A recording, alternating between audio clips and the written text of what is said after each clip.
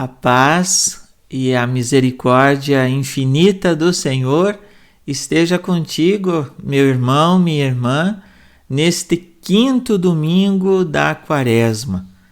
Este tempo favorável em que todos nós somos convidados a experimentar de novo a conversão, a assumir esse caminho cotidiano de transformação, de nos fazer cada vez mais próximos de Jesus, do seu agir, do seu viver, da sua ação. Obrigado por estarmos unidos, reunidos, fortalecidos, alimentados pela palavra do Senhor. Este nosso Palavra por Palavra de hoje traz a meditação do Evangelho de João, capítulo 12, versículos 20 a 33. É o evangelho das celebrações das nossas comunidades, é o evangelho que abre esta nova semana, que já é a última da Quaresma, tendo presente que domingo que vem já iniciamos a Semana Santa e vamos assim nos aproximando da grande celebração da Páscoa, do Tríduo Pascal, desta força que é o centro da nossa fé, o mistério pascal. E esse capítulo 12 de São João, a narrativa começa no versículo 20 dizendo que havia lá na festa alguns gregos que tinham subido para Jerusalém para adorar. Eles se aproximam de Filipe e pedem: Senhor, gostaríamos de ver Jesus. Temos que ter presente que os gregos, mais do que a Grécia ou da Grécia, são todas aquelas pessoas que não vinham do judaísmo, que não eram judeus, mas que adoravam o Deus único e já ouviam falar da fama de Jesus e queriam estar com ele. O ver aqui, que no Evangelho de João repete mais de 100 vezes, não é apenas com os olhos, mas é aquela experiência de proximidade, de intimidade, de encontro, de contato, de harmonia, de empatia, coisa que para os mestres, os rabinos de então, era mais difícil, porque se um mestre, se um rabino tivesse contato com um estrangeiro, ele se tornava impuro.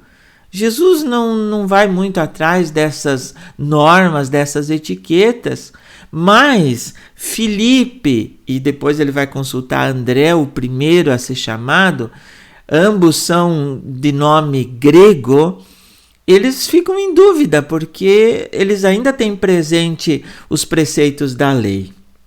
Eles vão e Jesus não responde, Jesus não dirige diretamente a palavra para aqueles gregos, mas ele diz: agora chegou a hora em que o Filho do Homem vai ser glorificado. Essa palavra glorificação está presente desde lá o primeiro sinal, no capítulo 2, nas bodas de Caná. Quando Jesus diz para Maria: a minha hora ainda não chegou. Agora a hora de Jesus chega.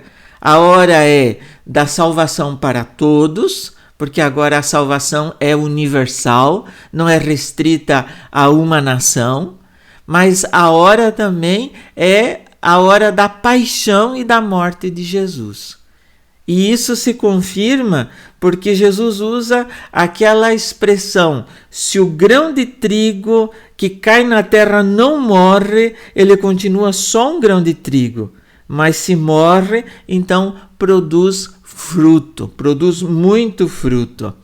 Ele, usando essa expressão muito bonita, é uma expressão que nós chamamos de ímpar, e nós temos que ter presente duas realidades. Eu aprendi isso com o querido Marcelo Barros. O grão de trigo é símbolo do que hoje nós chamamos segurança alimentar, e Jesus se compara com isso. Então, para as sociedades antigas, o grão é fundamental. É uma das maiores revoluções humanas ser capaz de domesticar o grão, no caso aqui do grão de trigo. É o que permite às pessoas sobreviverem e viverem. E em todas as sociedades antigas, o cultivo dos cereais era competência das mulheres. Exigia conhecer o ciclo das estações, as fases da luta, a meteorologia, uma série de segredos que na sociedade era transmitida pelas mulheres. Nesta semana que acabamos de celebrar, o Dia Internacional da Mulher, poucos dias atrás, não deixa de ser importante salientar que Jesus usa um trabalho feminino como parábola principal da missão dos discípulos e das discípulas. É verdade que até hoje nas igrejas a coordenação dos trabalhos está nas mãos dos homens, mas o cultivo depende muito das mulheres, que são maioria na coordenação dos grupos e na missão da igreja nas bases. Então é bonito a gente ter esses dados da história. E esse morrer, porque a história do grão de trigo é a história do próprio Cristo, ele também aplica para nós discípulos. Ele não está falando da morte como finitude, da morte natural, que todos nós vamos passar. Mas sim, ele explica: quem se apega à sua vida, perde-a. Mas quem faz pouca conta de sua vida nesse mundo, conservá-la-á para a vida eterna. Então a morte está em fechar-se, em apegar-se, em ser egoísta, em pensar em si próprio, em olhar só para o seu umbigo. Isso é morrer. Isso já é morrer antecipadamente. Agora, quem faz pouca conta, quem se doa, quem se gasta, quem se entrega, quem faz o bem, quem ajuda, quem é solidário, quem acredita na força da comunhão, quem acredita na força do diálogo, quem acredita na força do mutirão, da luta pelos direitos, pela justiça, pela igualdade, esse então está cultivando a sua vida para a plenitude. Para a plenitude agora, aqui, já, e para a plenitude no céu. Veja, se alguém me quer servir, siga-me. Então são dois verbos do grego diaconia e acolitós. São dois verbos muito unidos. Seguir e servir. A gente só segue Jesus de verdade se servimos aos irmãos. Lembremos aquela passagem de Mateus onde ele diz: eu estive com fome e me deste de comer. Eu estive com sede e me deste de beber. Eu estava doente, eu estava na prisão e você foi me visitar. Eu estava nu e você me cobriu. Eu era migrante e você me acolheu. Então, é no serviço aos irmãos que se dá o seguimento de Jesus. E claro, aí o coroamento, o ápice na vida de comunidade, na vida celebrativa, na vida dos sacramentos. Porque nós podemos seguir Jesus e acabar esquecendo, principalmente nesses tempos de isolamento, com a redução da capacidade de participação. Nós não podemos jamais nos sentir esquecidos ou não nos lembrar da pertença à comunidade. Mas não adianta vir para a comunidade se nós não servimos os irmãos. Portanto, meus amigos, iniciemos essa 5ª semana da Quaresma sabendo que tem muita gente querendo ver Jesus. E não só com revelações, com visões, porque eu respeito quem acredita nisso. Mas prefiro ver Jesus naquele meu irmão, naquela minha irmã que bate na minha porta, naquele meu irmão, naquela minha irmã que está doente, naquele meu irmão, naquela minha irmã que está lá no hospital cuidando dos outros doentes, naquele meu irmão, naquela minha irmã que está precisando de um prato de comida, naquele meu irmão, naquela minha irmã que está com depressão, que está com AIDS, que foi excluído, que foi marginalizado. Então eu prefiro ver Jesus assim, enxergar Jesus desse jeito.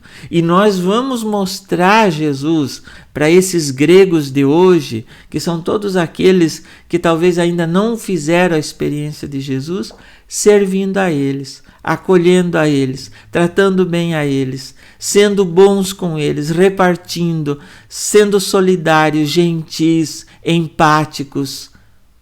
Vamos fazer essa semana assim? Vamos começar essa semana com esse gesto de conversão? E não vamos nos esquecer que assim como Jesus, o trigo moído, passou pela morte para poder produzir frutos, nós vamos ter que passar pelas várias mortes, não aquelas terríveis da Covid como estamos vivendo, num sistema tão triste, tão difícil, tão complicado, tão caótico como estamos. Mas nós precisamos muitas vezes deixar morrer em nós aquilo que não é cristão, aquilo que não faz o bem, que não faz bem, para deixar que a vida plena floresça, que o serviço se fortaleça. Deus te abençoe e te guarde, fique na paz do Senhor e amanhã, se Deus quiser, estamos juntos mais uma vez para rezarmos, meditarmos e nos convertermos a partir da palavra do Senhor. Um grande abraço e de coração toda a minha gratidão por você, por sua família, por quem você vai encaminhar essa nossa conversa, esse nosso vídeo, para juntos aprendermos, juntos crescermos, juntos vermos Jesus e servirmos aos irmãos.